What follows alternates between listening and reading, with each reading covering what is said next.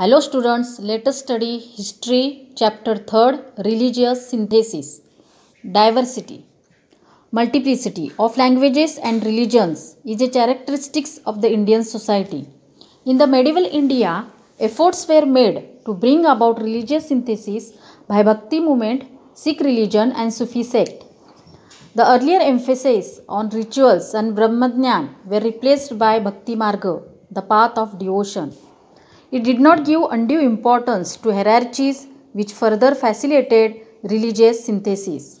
Bhakti movement that emerged in the different regions of India in different forms. However, the preaching was not in Sanskrit as emphasis was on the regional language of common people. This helped in the development of regional languages. Let us see Bhakti movement in South India. The Bhakti movement emerged in the south in the form of Nayanar and Alvar. The Nayanars were the devotees of Shiva and the Alvars of Vishnu.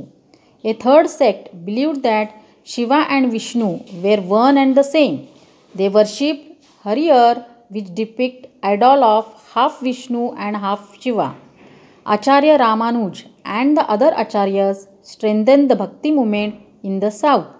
They taught values such as love for God, humanity, compassion and mercy towards all. The teachings of Acharya Ramanuj had a great impact on the Bhakti movement in the north. Let us see the Bhakti movement in North India. Sant Ramanand strengthened the Bhakti movement in North India. Sant Kabir preached that truth is God, all human beings are equal, and strived for Hindu-Muslim unity. Surdas composed Krishna Bhakti verses in his work Sursagar in Hindi. Tulsidas composed Ram Bhakti verses in his Ramcharitramanas. Sant Mirabai belonged to the royal family of Mewad, who renounced all pleasures and immersed herself in devotion of Krishna.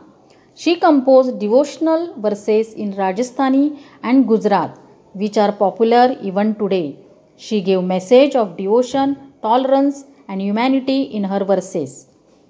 Bhakti movement in Bengal and Assam. Chaitanya Mahaprabhu popularized Bhakti movement in Bengal by underlining the importance of Krishna Bhakti. He travelled all over India and preached people to recite the name of God with devotion. Under his influence, people from all castes and creeds joined Bhakti movement. Deeply influenced by Chaitanya Mahaprabhu, Shankaradev spread the movement in Assam. The Muslim Sant Raskan too composed melodious devotional songs on Krishna Bhakti.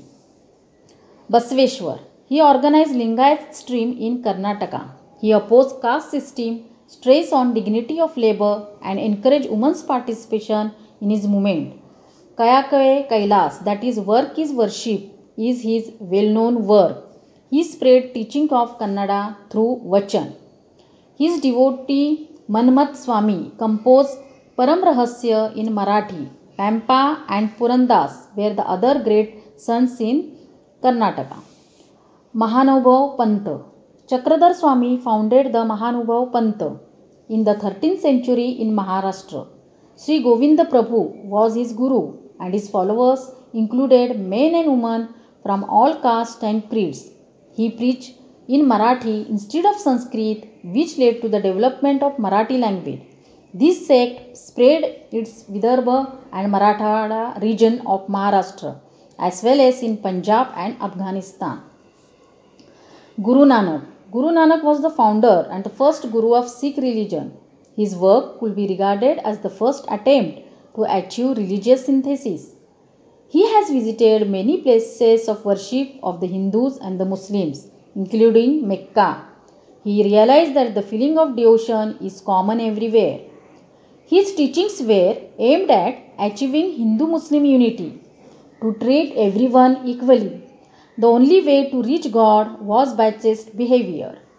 The teachings of Guru Nanak have been compiled in Guru Granth Sahib and his disciples were known as the Sikhs. This holy scripture also includes compositions of Sant Namdev and Sant Kabir. After Guru Nanak, there were 9 gurus of the Sikhs. Guru Gobind Singh was the 10th Guru. After him, Sikhs regard Guru's Granth Sahib as their Guru and recite it. The Sufi sect. The Sufi is a sect within Islam.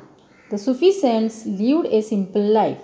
They believed that God was full of love and only way to reach God is through love and devotion. They preach meditation, simple living and love for all human beings. Khwaja Maunuddin Chishti, Sheikh Nizamuddin Awliya were the prominent Sufi saints.